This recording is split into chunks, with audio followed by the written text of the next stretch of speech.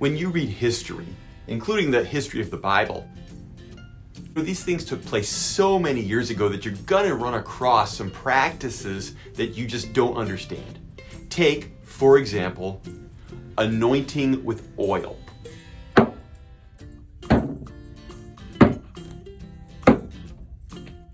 Probably more like these two. That's basically like pouring oil onto somebody. Back in the day, your hair would get all dusty and crispy from all the dusty roads you'd walk on. There'd get bugs in it. And guys would have these thick beards that would get all dirty and just feel like straw. But then you'd pour oil over your hair and brush it in there to smooth it out, give it a shine. It felt so good. It may have had a nice smelling scent mixed into it. It was refreshing. You looked forward to it.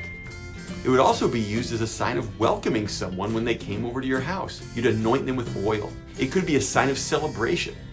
And oil wasn't cheap, so it showed that you really cared about that person. It could also mark special occasions.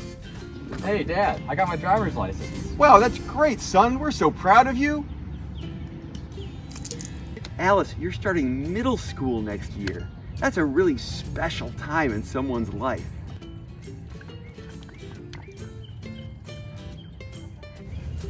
Happy anniversary, honey. You too.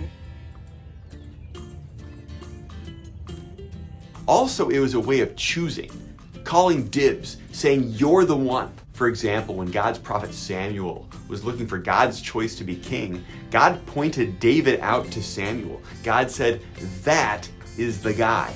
And Samuel demonstrated that to David's whole family by pouring oil on David's head. In some ways, it was like putting a reserved sign on David, that he was set apart for God's special purpose. And David would become that king. Now, David wasn't perfect. David wasn't God. In fact, far from it. But God chose David to lead his people. But then there was better news than that.